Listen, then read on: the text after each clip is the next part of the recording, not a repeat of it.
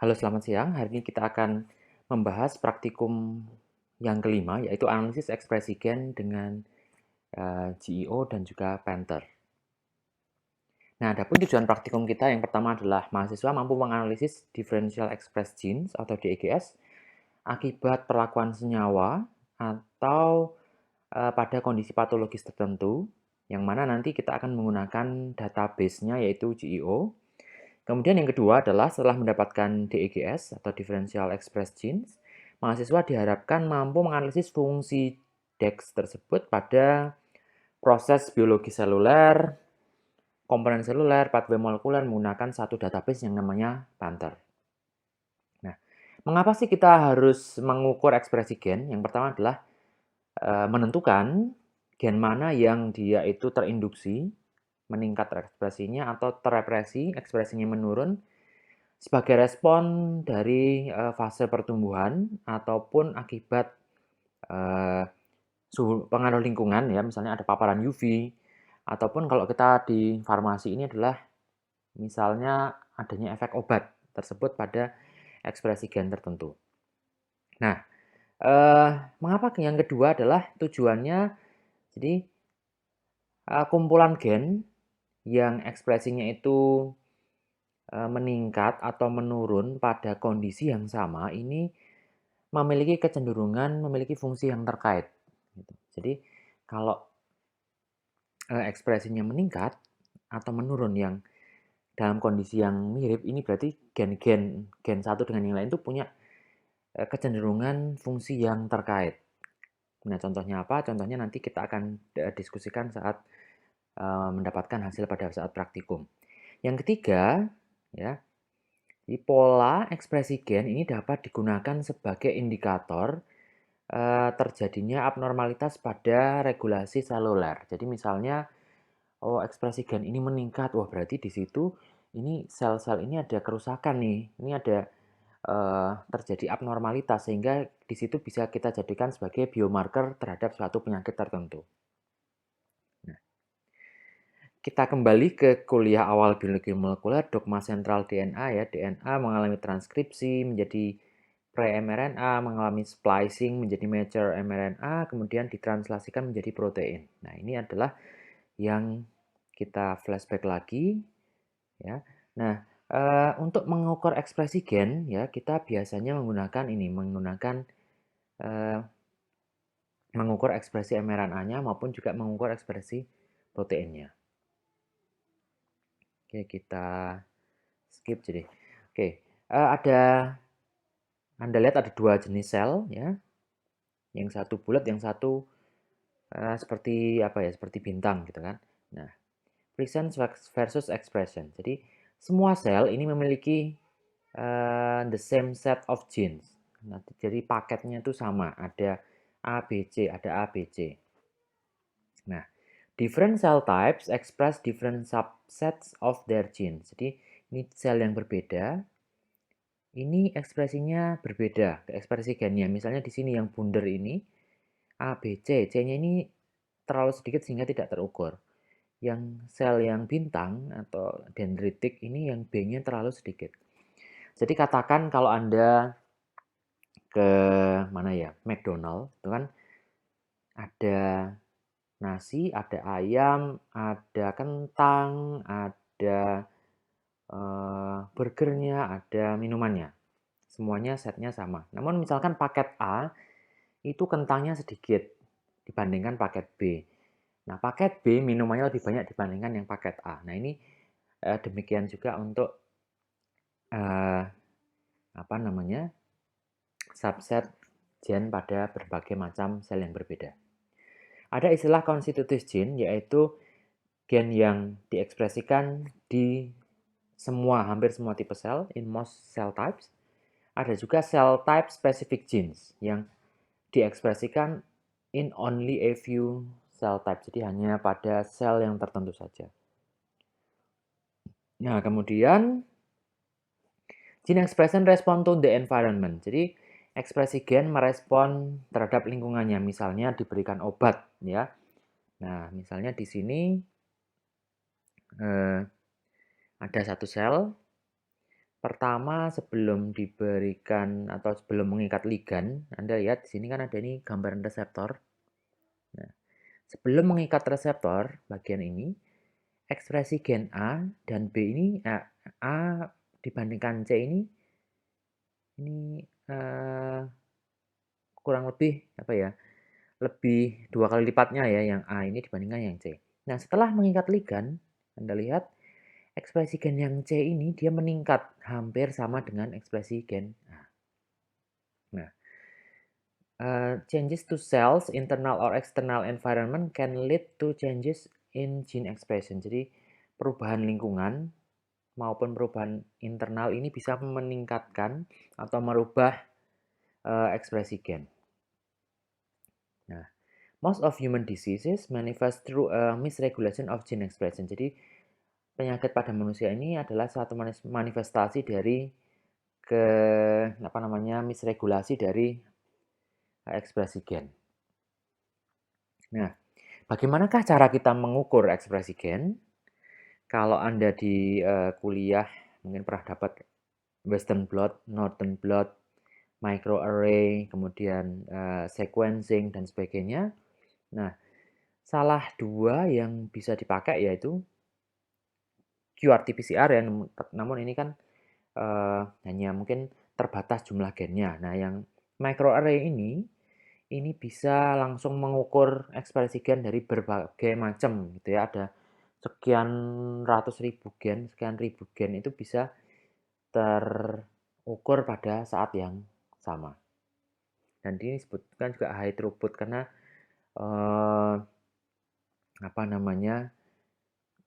hasilnya itu dalam jumlah yang sangat tinggi dan kecepatannya juga lebih cepat dibandingkan dengan yang QRT-PCR. Nah, ada istilah differential gene expression atau DEX, ya ini profil ekspresi dari gen dari satu sampel dibandingkan sampel yang lain. Jadi misalnya kalau kita di farmasi ini, Anda mau mengukur ekspresi gen akibat perlakuan kurkumin pada tikus gitu kan. Nah, ini membandingkan antara misalnya yang diukur adalah gen pada hati. Jadi hati tikus kontrol versus hati tikus yang diberi kurkumin, nanti dibandingkan mana yang ekspresi menurun, mana yang meningkat. Different cell tissues, disease state, developmental state, culture condition ini dapat dibandingkan ya. Jadi misalnya diberikan obat, kemudian diberikan kondisi kasih hormon gitu kan, ini bisa dibandingkan. Nah, kemudian nanti yang dilakukan adalah mengukur ekspresi dari kedua kelompok, kemudian nanti diperoleh mana yang berbeda yang harus diinterpretasikan. Meskipun demikian, ada beberapa hal yang harus diperhatikan, misalnya adalah variabilitas sampel, kemudian mana kontrolnya, mana kontrol negatif, mana kontrol positif, kemudian prosesnya apakah dia high throughput atau higher lagi gitu ya. Itu harus diperhatikan saat kita melakukan misalnya microarray. Nah, pada praktikum ini kita tidak akan membahas mengenai microarray secara detail, namun karena di era revolusi industri 4.0 ini banyak sekali database yang bisa digunakan, ya. Misalnya ini existing microarray database. Ada yang komersial, ada yang non komersial. Misalnya komersial contohnya apa adalah Rosetta Informatik, Genealogic. Ini adalah the specific of internal structure ya. Jadi kita harus bayar ke situ kalau komersial.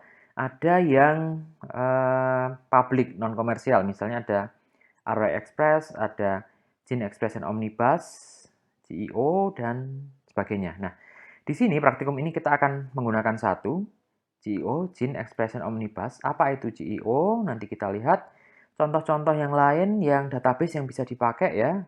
Amat, Array Express, ChipDB, Dragon, GEO dan sebagainya. Ya kita fokus di sini. GEO ini dikembangkan oleh National Center for Biotechnology Information atau NCBI.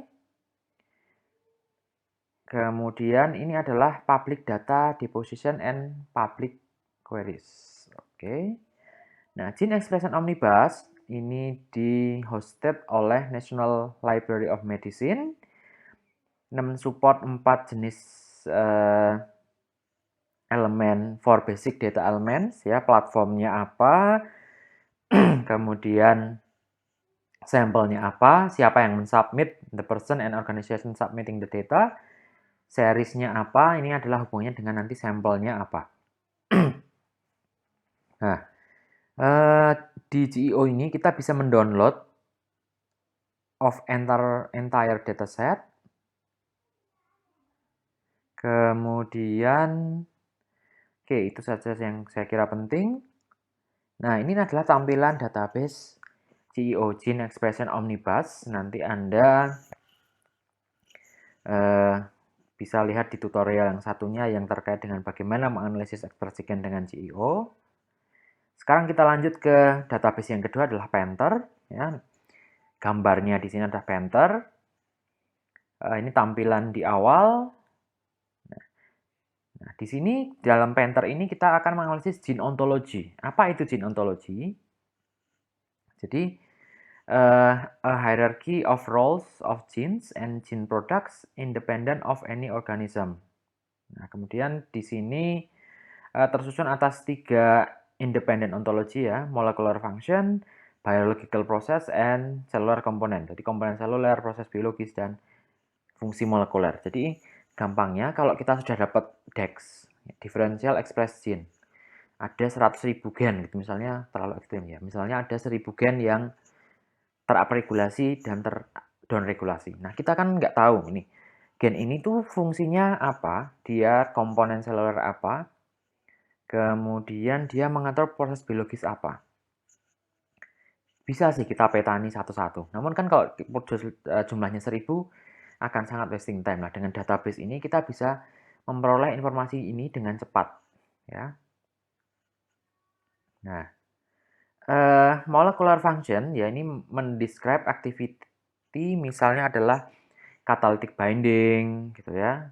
Misalnya catalytic binding saya kira Anda cukup jelas, enzim-enzim ya dalam tubuh kita banyak sekali.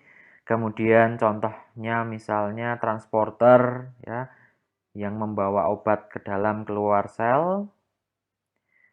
Binding misalnya adalah ini insulin reseptor binding ya, semester lalu kita belajar mengenai struktur protein, jadi saya kira cukup jelas tentang binding.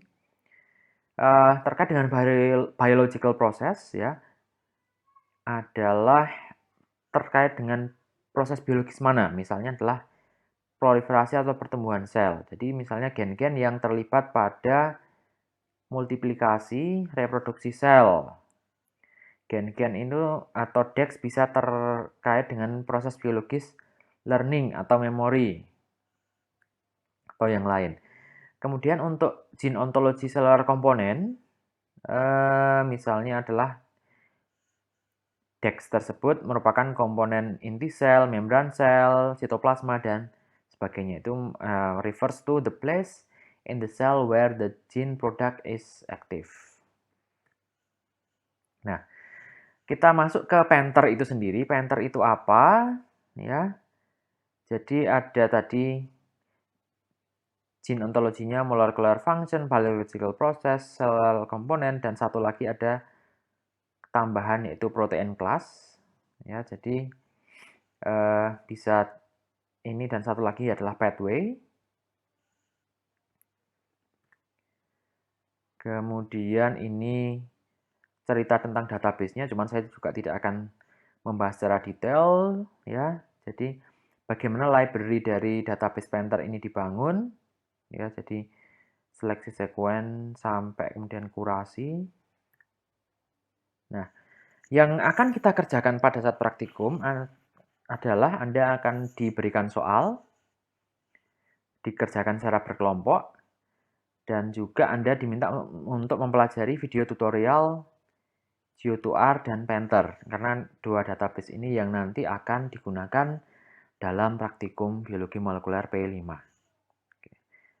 Baik, apabila ada pertanyaan silahkan komen di forum diskusi ataupun di kolom komentar. Oke, terima kasih, selamat siang, selamat bekerja, semoga sukses dan sehat selalu.